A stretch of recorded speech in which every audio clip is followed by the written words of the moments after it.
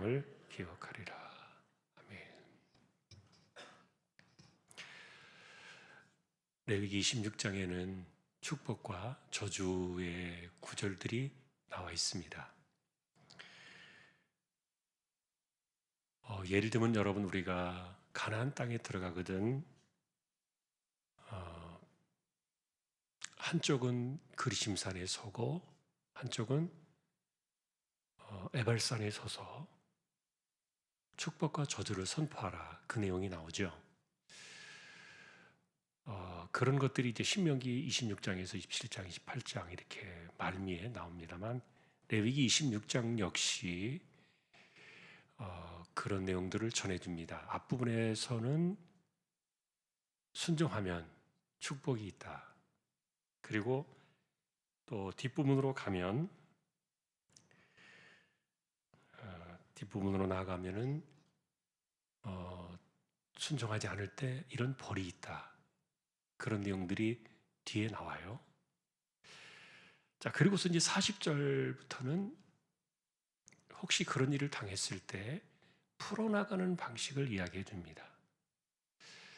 자, 이걸 우리가 이제 우리의 일반적인 상황으로 생각을 해본다면은 대부분의 경우에 사람들이 정말 믿음의 사람들이 그랬던 것처럼 올곧게 순종의 길을 가는 사람들이 드물어요. 그렇게 끝까지 쭉 가면 얼마나 좋겠어요. 어려움을 당하지 않고 언제나 하나님께서 지켜두시고 보호하시고 또 평강을 주시는 그 복 안에서 우리가 쭉 일관되게 살아간다면 얼마나 좋겠습니까? 그런데 그러지 못해요. 어려움을 겪고요. 또 예기치 않은 일들을 만나기도 하고요. 또 중요한 것은 이제 질병이 찾아오기도 하고 그러는데, 최근에 어떤 분들이 이렇게 하는 이야기를 보니까 사람은 70이 넘으면 건강이 이전으로 돌아가지 않는데요. 그래서 이제 조금 이렇게 이게 극단적인 비유가 될지 모르겠지만, 사람이 70살부터는 그게 이제 나이가 예전에는 좀 높아졌다가 낮아졌다가 그러는데, 최근에 다시 한 70 정도로 이렇게 커트라인이 왔답니다. 그런데 그거는 마치 그 꽃이 피어 있는 나무의 그 가지가 줄기에서 꺾어져 나온 꽃병에 심어진 이런 그 꽃과 같다. 여러분, 꽃병에 심겨진 그 꽃은 오랫동안 지속되지 못해요.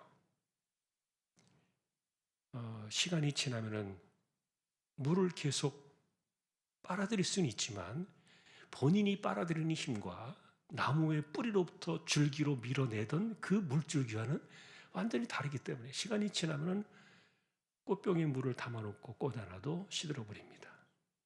그게 이제 그런 인생의 변화가 70살부터 온다는 거예요. 그래서 70살 넘어서는 이렇게 자기가 운동을 하고 음식을 막 조절하고 그래도 현상은 유지될지 모르지만 좋아지진 않는다는 거예요. 그러니까 하려고 그러면은 자기 몸을 끝까지 보존하려고 하면 고전히 하라. 그런 이야기들을 이제 하더라고요, 전문가들이.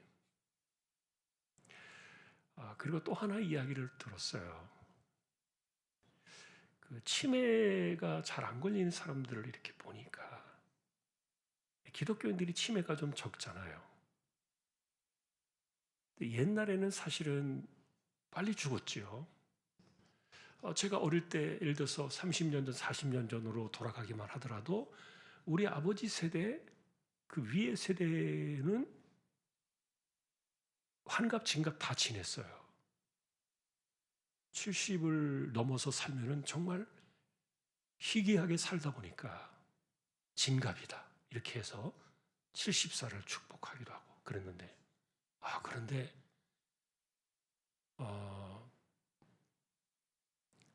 지금은 이제 그 이상을 넘어서긴 했지요. 그런데 옛날에는 빨리 죽다 보니까 문제는 뭐냐면은 70살 넘어서는 그전에도 오는 사람들이 있지만 치매가 온다는 거예요. 옛날에는 치매가 오는 것을 올 때쯤 되기 전에 죽어버리니까. 그래 치매가 많지 않은데 요즘은 오래 살다 보니까 치매 환자들이 많아지고 있다는 거죠. 그러면서 이제 그 치매가 많지 않은 그런 부류들을 쭉 연구해서 나온 그 데이터를 보니까 기독교인들이 치매가 적다는 거예요. 그래서 이런 것들을 생각해 볼 때 그래 그 기도를 많이 해서 그런가? 또 성경을 많이 읽어서 그런가? 물론 여러 가지 이제 우리가 원인들을 찾아가 볼 수도 있겠는데 그런데 이분의 그 진단은 뭐냐면은 노래를 많이 하는 사람들이 치매가 안 걸린다는 거예요. 근데 왜 기독교인들이 치매가 적으냐? 이렇게 보니까 나이가 들어도 예배당에 가서 예배를 계속 드리잖아요. 근데 예배에서 빠지지 않는 것 중에 하나가 찬송이거든요. 그래서 여러분, 우리가 나 치매에 걸리지 않게 해주세요. 이런 기도보다도 찬송할 시간이 왔을 때 내 목청을 다해서 힘을 다해서 찬양하는 게, 노래하는 게 그게 더 빠른 방식이에요. 적절하다 그런 생각이 들어요. 그분은 기독적인 관점에서 그것을 풀어내려고 말하는 것은 아니라고 보여지는데 그런데 그 관계성이 있다는 거예요. 그러니 여러분 찬송할 때요 입만 뻥긋뻥긋 하지 마세요. 그 붕어처럼 껌뻑뻑 하면은 뭐 흉내는 낼 수 있을지 모르겠지만 자기한테 안 좋아요. 찬양을 하니까 노래를 하니까 이렇게 건강에 또 이런 영향이 있구나 미치는 게 있구나 저는 이제 그걸 봤는데 어쨌든 우리가 참 좋지 않은 일들이 더 많아요. 그래서 이 땅을 살아가면서 안 좋은 것들이 우리에게 찾아올 때 대비하는 방식들 이런 것들이 지혜로운 거 아닙니까? 그리고 그런 것들을 살아가야 되고요. 저는 원래 이 노래할 때요. 제 소리를 제가 들어요. 내 목소리가 이 입으로 내는 소리가 내 귀로 안 들어오면은 이건 내가 소리 내는 게 아니다. 저는 이렇게 생각해요. 그래서 찬송할 때는 항상 내 소리가 이렇게 내 귀로 들어와야 내가 소리를 내고 있구나. 다른 사람이 듣느냐 안 듣느냐는 중요한 게 아니라 이렇게 돌아 들어오는 것을 저는 생각하는데 그런데 이제 사실 여러분 요즘 제가 현역 가왕 그 노래 프로그램이 있어요. 가수들 나와서 이렇게 막 오디션하고 막 경쟁하는 프로그램이죠. 그다음에 제가 이제 싱어게인 그리고 미스트롯, 미스터 트롯 이런 거 노래는 잘 몰라요. 그런데 봐요 그거를. 근데 그걸 볼 때마다 왜 걔냐면은 저는 진짜 감동을 받아요. 야 정말 노래 하나를 어떻게 저렇게 부를까요? 이게 무슨 노래인지는 몰라요. 모르는 노래가 태반이고. 그런데 그 노래 부르는 사람들을 보면 정말 감동을 받아요. 그래서 이 가수들은요, 치매가 잘 안 걸린대요. 거의 치매가 없다는 거예요. 그래서 한편으로는 제가 그런 걸 보기 시작하면서 제가 그걸 꾸준하게 TV를 보는 게 아니라 이제 나중에 영상으로 조금씩 이렇게 보는 거죠. 제가 그거 앉아서 볼 시간이 어디 있겠어요. TV는 제가 집에서 거의 보지 않습니다. 그런데 그분들의 그 살아가는 모습을 보고 싶은 거예요. 뭔가 하나를 하기 위해서. 정말 인생을 걸고 막 이런 그들의 노력과 감동적인 이런 것들을 볼 때 참 감사하다는 생각이 드는데 그래서 한편으로 어쨌든 제가 몇 년 전부터 그전에도 찬양은 제가 뭐 뻥긋뻥긋한 사람은 아니지만 그때부터 제가 마음을 바꿨어요. 찬송은 내가 정말 힘을 다해 불러야 되겠다. 목소리가 안 나올 때는 어쩔 수 없지만 있는 힘을 다해서. 저는 치매가 좀 덜 걸릴 거예요. 제가 그렇게 열심히 살아가려 작정을 하고 하니까. 뭐 통계적으로 생물학적으로 그게 있다 그러니까. 보면은요, 찬송 안 하는 사람들 많아요.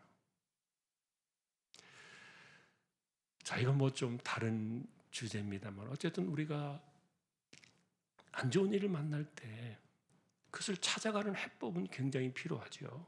그런데 하나님께서 예를 들어서 우리를 과연 내버리셨는가? 과연 우리를 치셨는가? 내가 왜 갑자기 이렇게 어려워져? 내가 왜 이런 환경을 만나야 돼? 내가 왜 이렇게 갑자기 이렇게 엎어지는 거야? 내 삶이 이렇게 자꾸만 흔들리는 이유는 뭐야? 예를 들어서 이런 것들을 찾아 나가려고 할 때 우리는 기독교적인 방식으로 하나님과의 관계에서 찾아 나가잖아요. 그런데 이것을 하나님께서는 몇 가지 방식을 우리에게 주셨어요. 그게 40절에 보니까 첫째는 자복이라는 단어고요. 이 단어의 흐름이 그래요. 40절에 보니까 자복하라. 그 다음에 두 번째는 41절에 보니까 중간에 깨달으라. 이렇게 나오고요. 그 다음에 세 번째는 낮아지라. 이렇게 단어들이 쭉 연결돼 나오죠. 이게 핵심적인 키포인트예요. 그러니까 우리가 어려운 일을 만날 때 이런 그 절차를 따라가는 거예요. 이게 우리가 이 삶을 만들어가는 해법이죠. 방식들이죠. 아까 말씀드린 것처럼 우리가 치매에 잘 안 걸리려면 노래를 열심히 해라. 좋은 거예요. 자, 우리가 그런 방식들을 찾아 나가는 거죠. 자, 그런데 이제 자복하라. 그 다음에 깨달으라.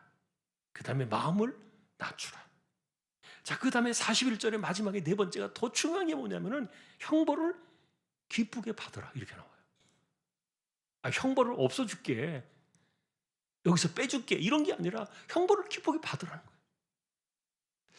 우리 생각은 좀 달라요. 그런데 어쨌든 이런 것들은요, 우리가 늘 그러잖아요. 여러분, 내가 문제를 해결하기 위해서 하나님을 찾고 그 문제를 풀어내기 위해서 기도하는 것이 이게 기복신앙으로 갈 확률이 굉장히 많아요.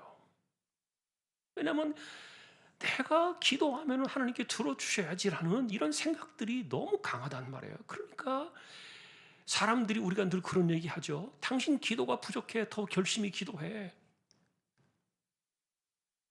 이런 것들로 우리가 자꾸만 나가니까 이게 사실은 그 기도나 응답의 주권이 사람에게 있으면 안 되잖아요. 내가 뭘 어떻게 해가지고 응답받는 거 아니거든요. 절대 여러분 그런 식으로 우리가 혼동하면 안 되는데. 자, 그런데 내가 문제를 해결하기 위해서 기도로 나아가고 그렇게 하는 게 그게 과연 옳은 방법인가? 하나님께서 우리 기도를 들으셔서 물론 하나님의 뜻 가운데 은혜를 베푸셔서 응답해 주시는 것도 하나님의 선물이지만, 그런데 지금 이 방식을 보니까 형벌을 기쁘게 받으라는 건 네 번째는. 자, 우리는 그 단어들이 무슨 말인지 다 알아요. 40절에 자복하라는 말이 무슨 말인지, 그리고 깨달으라는 말이 무슨 말인지, 마음을 낮추라는 말이 무슨 말인지 다 알아요. 근데 마지막 네 번째 이것은 형벌을 기쁘게 받으라. 그러면 어떻게 하겠다는 겁니까? 하나님께서 42절에 보니까 기억하겠다는 거예요. 기억하겠다. 내가 기억을 가져오겠다는 거예요. 자, 그런데 하나님께서 기억을 가져오시면 어떤 일들이 벌어지는가? 예를 들어서 우리는 사실은 형벌을 안 받으려고 우리가 이렇게 하는 거예요. 예를 들면 내가 자복을 하고 그 다음에 깨닫고 마음을 낮아지게 하는 이유는 형벌을 안 받으려고 지금 우리가 이렇게 피해가는 방식들을 찾아가려고 하는데, 그런데 하나님은 그게 아니라 이미 네가 그렇게 해서 형벌이 임했으니까 형벌을 받아. 기쁘게 받아. 저는 그래서 이게 그 비라는 생각이 들어요. 형벌의 비가 내려요. 지금 우리가 비가 온단 말이에요. 그런데 이 비를 안 맞으려고 우산을 받쳐두는 것이 뭐냐면은 이게 자복하는 것이 우산이 되게 하지 말라는 거예요. 예를 들어서 우리는 내가 자복했으니까 이 형벌의 비는 멈추어질 거야. 이렇게 생각하지 말라는 거예요. 그래서 우리는 자복이 이 비를 안 맞기 위한 우산이라고 생각을 하는데 아니다. 그리고 우리가 생각하는 인간적인 그 우산이 다 뭐예요? 깨닫는 거예요. 내가 깨달았으니까 이 비는 멈추어질 거야. 또 내 마음이 낮아졌으니까 이 비는 멈추어질 거야. 그래서 마치 내가 우산을 쓰고 있는 것처럼 생각하는데 아니에요. 이것은 다 우산을 접으라는 거예요. 오히려 그 반대인 거죠. 우산을 접는 방식이 뭐냐? 자복이다. 다시 말하면 자복은요, 내가 형벌을 기쁘게 받는 자리로 나가는 거예요. 이게 이해가 잘 안 돼요. 내가 지금 어려운 상황을 내가 기쁜 마음으로 이것을 견디라는 거예요. 이것을 기쁜 마음으로 이것을 맞이하고 돌파해 나가라는 거예요. 여러분, 아프면 막 몸이 아프고 힘들어지면 막 짜증이 늘어나잖아요. 신경이 막 예민해지잖아요. 그러다 보니까 아주 사람이 아주 그 감성의 선이 굉장히 예민해져 가지고 평소 때는 그냥 지나갈 것도 이게 막 폭발해 버리고, 마치 이렇게 불에 댄 상처에 소금이 뿌려진 것처럼 뭔가 까칠까칠한 것이 이렇게 걸려진 것처럼 우리의 그 감성의 내면의 상처들이 그렇게 이렇게 있는데, 근데 예를 들어서 그런 상황 속에서 있으면요, 옆에 있는 사람도 힘들고 본인도 힘들고. 근데 저는 이 구절을 보면서요, 굉장히 이 구절이 너무너무 역설적이라는 생각이 드는 거예요. 기쁘게 받으라는 거예요. 오늘 이 포인트는요, 하나님이 우리를 기억하시게, 그래도 기억하신다는 말은 어떻게 하느냐, 내가 기쁘게 형벌을 받을 때 하나님이 기억하신다는 거예요. 그러니 여러분, 몸이 아파가지고 막 힘들고 짜증이 나고 막 예민해지고, 그 다음에 막 신경이 막 곤두서고 막 이런 일들이 찾아올 때, 그런 상황들 속에서 우리가 하나님이 나를 기억하시고 나를 긍휼히 여기시고 나에게 은혜를 베푸시는 그런 방식으로 나가려고 한다면요, 그 기쁘게 받아야 돼요. 허리가 아파요? 밥이 안 넘어가요? 잠이 오지 않아요? 생각을 바꿔야 돼요. 생각을. 그러니까 우리는 그렇게 하는 거예요. 내가 여기서 벗어나려고 자복하는 게 아니에요. 내가 여기서 벗어나려고 깨닫는 게 아니에요. 내가 벗어나려고 내 마음을 낮추는 게 아니에요. 이거 다 내가 저질러 놓은 게 내게 돌아오는 거 아닙니까? 그러니까 기쁜 마음으로 받아라. 그래서 하나님께서 기억하신다면 어떤 일이 벌어질까? 언약을 기억하신다 그랬으니까. 하나님 우리에게 주신 언약들이 얼마나 좋은 게 많아요. 지난번에 여러분, 제가 오늘 목사님들 이렇게 모임이 있어서 같이 만나가지고 이야기를 하면서 당뇨 때문에 막 약을 먹고 힘들어하는 그 목사님 보면서 막 음식을 가리잖아요. 그래서 제가 이런 이야기를 했어요. 제가 성경을 보니까 하나님께서 복을 주시는 것은 사람이 아니라, 물론 이제 물질의 축복이나 이런 것도 복이지만, 그러나 사람에 대해서 복을 주실 때는 양식과 물의 복을 내리시더라. 제가 그 이야기를 했어요. 그랬더니 우리가 성경을 이렇게 보면서도 깊이 안 읽고 지나가잖아요. 그런데 하나님께서 양식과 물의 복을 주시니까 병이 제거된다 그랬어요. 그리고 생명의 날을 채운다 그랬어요. 그런데 또 성경을 또 보니까, 여러분, 우리가 치료의 하나님을 뭐라 그래요? 치료의 하나님. 뭐라고 부르죠? 라파의 하나님 그잖아요. 라파, 여호와 라파의 하나님, 라파. 이 치료의 하나님인데, 근데 이 치료의 하나님이 어디서 나온지 아세요? 물에서 나왔어요. 물에서. 자, 우리 그 이야기 나눈 적이 있잖아요. 마라의 쓴물, 써서 먹지 못하는 그 물에 하나님께서 나뭇가지를 던져가지고 모세의 기도를 통해서 물을, 쓴물을 단물로 바꿔주셨어요. 그리고 나서 하나님께서 여호와 라파의 하나님이라 그랬던 거예요. 하나님께서 물에 복을 내리신 거예요. 치료의 하나님은 물을 고치신 거예요. 그러니까 치료 하나님은 우리의 어떤 그 내가 병든 자리를 고쳐주고, 이 골마 터진 부분을 새살이 돋게 하고, 뭐 이런 그 상한 부분, 그리고 썩은 부분, 그리고 오염되고 그 다음에 안 좋은 세포들이 자라나는 이런 것들을 하나님께서 덜어내 주시고 그것을 새살로 돋게 하시는가 보다, 이런 것들을 치료로 생각할 수도 있지만, 그러나 라파의 분명한 개념은요, 물에 있어요.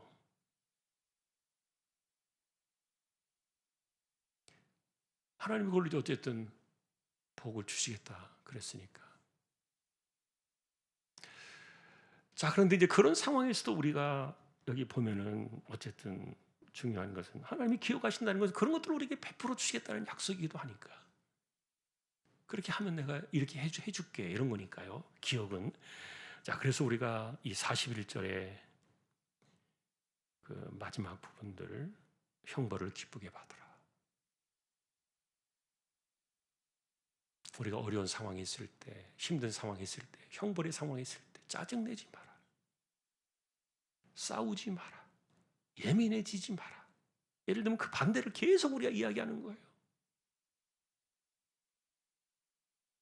자, 기쁘게 받으라. 그래야 하나님께서 기억하신다 그런 거예요. 참 역설적이죠. 자, 우리 태도 바꿔야 돼요. 생각 바꿔야 돼요.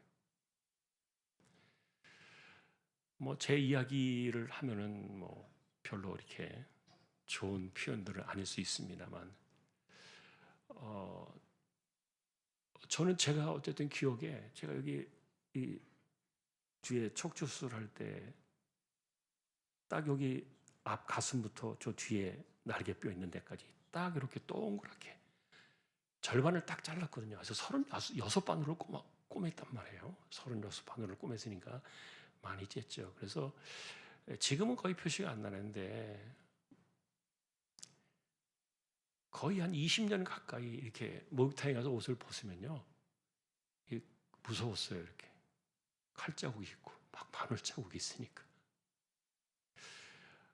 그런데 그때 그 수술을 하고서 중환자실에 제가 들어갔을 때 이틀째 되는 날 의사가 저한테 물어보더라고요. 뭘 이렇게 진통제를 얼마나 놔줄까 물어보는데 그때 제가 그랬어요. 나 진통제 안 맞고 한번 견뎌볼게요. 네, 할 수 있을 것 같아요. 그러니까 주사 놔주지 마세요. 그리고 이틀째까지는 제가 주사를 맞았는데 3일째 되는 때부터는 정말 진통제 없이 견뎠어요. 실제로 여러분이 겪어보지 않으신 분들은 그게 무슨 의미인지 모를 거예요. 힘들어요. 많이 아파요. 근데 견뎌지더라고요. 그래서 제가 그때 느꼈던 것 중에 하나가 내가 이걸 굉장히 기쁜 마음으로 막 이 순간을 막 이겨나가고 있는 거예요. 근데 내 몸 안에서 나오는 그 기쁨이 이 아픈 것보다 더 커. 그래서 아마도 이 통증을 이겨낼 수 있는 힘이 그 기쁨에서 나왔던 것 같아요. 그 당시에 뭐 무슨 정신으로 그랬던 것이 뭐 이렇게 돌이켜보면 어쨌든 내가 하나님 앞에서 그런 그 다짐을 했던 것 같아요. 그래서 저는 형벌을 기쁘게 받으라는 단어를 생각하면서 그때 일을 떠올려 봤어요. 대부분의 사람들이 막 죽는 신용하고 막 힘들어하고 신음을 하고 막 힘든 말들을 막 토해내고 막 이러니까 얼마나 주변이 살벌하고 긴장이 막 이렇게 막 예민해지고 대부분의 사람들은 그럴 거예요. 오늘 어쨌든 우리는 이 주제를 한번 생각해 보려고 이 본문을 가져왔어요. 형벌을 기쁘게 받는 방식의 태도를 좀 바꾸자. 그래야 하나님이 기억하시니까요. 어쨌든 모든 문제의 해답과 이것을 풀어주는 방식은 하나님께로부터 와야 돼요. 하나님이 풀어주셔야 되고. 자, 한편으로는 그래서 하나님께서 우리가 살아가는 삶 속에 이렇게 다 주셨구나. 기도를 많이 하면은요, 참 머리가 좋아져요. 머리가 뭐 많이 막 지혜가 막 IQ 지수가 막 높아지는 것은 아니지만,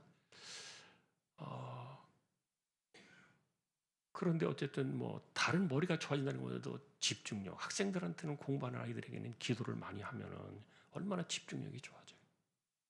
확실히 좋아요. 자, 우리 찬송 평생을 열심히 해보세요. 늙어서 죽을 때까지 침이 안 올 수도 있어요. 뭐 전문가들이 하는 얘기니까. 하기 싫으면 안 하셔도 되겠지만 어쨌든 자기 손해니까. 자, 그러니까 형벌을 기쁘게 받아라. 내가 어떻게 힘든데 기쁘게 받아. 하지 마세요. 그러면 어쩔 수 없죠. 하나님께서 우리를 그렇게 해야 기억해 주신다 그러니까 자기가 똥칠은 다 해놓고 그것 가지고 막 서운하다 그러고 막 화를 내고 짜증을 내고 막 분을 터뜨리고 막 이렇게 하니까 이거는 방식이 아니죠. 그래서 오늘 기독교적인 삶의 방식 하나 이걸 딱 생각해 보자고요. 형벌을 기쁘게 받으라. 오늘 제목은 그렇게 안 잡았습니다만 그래 하나님이 기억하신다. 그래도 기억하신다. 그래도 하나님이 기억하셔가지고 우리를 이렇게 좀 풀어주시겠지만 자, 우리가 그래서 오늘 밤에는 한번 다짐해 봤으면 좋겠어요. 왜냐하면 이런 일을 안 만나는 사람이 없잖아요. 힘든 일 다 만나잖아요. 짜증스러운 일 만나잖아요. 예민하고 아프고 그런 시간들 다 만나잖아요. 그럴 때 여러분 이거 잊어버리지 마세요. 물론 이제 단계가 있었죠. 자복하라, 깨달아라, 마음을 낮춰라 이런 것이 있지만 그러나 결과적으로 이렇게 하는 것이 그렇게 하는 게 내가 형벌을 피해가려고 하는 게 아니다라고 하는 것을 지금 말씀을 드린 거예요. 이 관계가 1, 2, 3, 4 이 관계가 이렇게 연결돼 있어요. 그래서 오늘 제 마음은 서약을 받고 싶은 심정이에요. 형벌을 내가 내 인생의 형벌이 해볼 때 기쁘게 받겠습니다. 형벌이라는 단어는 여러 가지 적용될 수 있으니까 이걸 정말 이렇게 한번 서약을 받고 싶을 정도로 이 단어는 굉장히 의미가 있다 생각이 들어요. 마음에 담아두세요. 그 마음에 서약을 하세요. 내가 하나님 앞에 형벌을 기쁘게 받는 방식으로 살겠습니다. 그때 하나님 나를 기억해 주세요. 자, 결과적으로 이제 하나만 딱 1분만 이야기를 할게요. 형벌을 기쁘게 받으면 무슨 일이 벌어지는가? 형벌은 더 이상 나를 고통스럽게 하거나 나를 죽이려는 심판으로 찾아오지 않고 형벌이 연단으로 바뀌어요. 이것이 하나님의 방식으로 전환된다는 거예요. 형벌이. 그러나 내가 이 형벌을 기쁘게 받지 않으면 그 형벌은 나를 죽이는 심판이 돼요. 나를 고통스럽게 만드는 칼날이에요. 그런데 이걸 기쁘게 받으면 하나님께서 나를 지금 여기 말한 것처럼 자복하게 하고 깨닫게 하고 낮추시려는 역설적인 이 연단의 사건으로 형벌을 바꾸어 주세요. 전환이 되는 것이죠. 전환이 되는 것이죠. 자, 오늘 제가 성경 공부하는 시간이 아니기 때문에 이렇게 서로 주고받고 쓰고 하는 시간은 아닙니다만 여러분 오늘 이 한 구절은 좀 적어두세요. 형벌을 기쁘게 받아라. 이걸 앞에 있는 1, 2, 3 이것과 상반되는 역설이다. 하나님이 저와 여러분들을 기억하시는 인생이 될 수 있기를 축복합니다. 나를 기억해 주셔야 돼요, 하나님이. 자, 우리 이 시간 함께 말씀을 기억하면서 우리 함께 통성으로도 기도할 때요. 주여 나로 하여금 내가 살아가면서 내게 찾아오는 형벌을 기쁘게 받는 그런 곳에서 하나님의 기억하심을 우리가 받는 그런 자리로 나가는 이런 신앙적인 삶의 방식들을 내가 알게 해주십시오. 기도를 드렸으면 좋겠고요. 자, 그러니까 힘들다고 짜증내지 마세요. 다른 사람 힘들게 하지 마세요. 아픈 거 다 알아요. 힘든 거 다 알아요. 그렇다고 해서 우리가 그걸 기쁨으로 받아내지 못하면요, 하나님의 기억하지 않으실 거예요. 다음 주에 있게 될 우리 캄보디아 단기 선교를 위해서 기도해 주시고요. 선교지와 그리고 개척된 교회와 그리고 주님의 종들 그리고 우리 가운데 암 치료하시는 분들, 항암 받는 분들, 가난한 사람들, 또 연세가 많아서 쇠약해져 가는 분들 하나님께서 붙들어 두시도록 특별히 이 땅 대한민국이 제사장 나라의 사명을 감당하는 거룩한 민족이 되도록 자, 이 시간 우리 함께 주여 한번 외치고 통성으로 기도를 드리겠습니다. 주여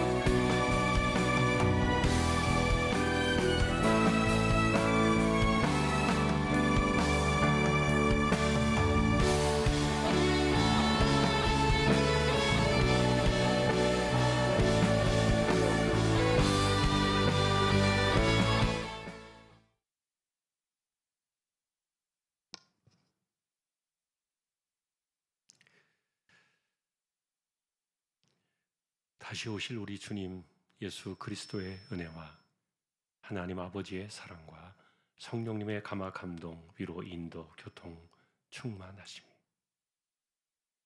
우리를 기억하실 하나님을 바라보며 자복하고 깨닫고 스스로 낮아져서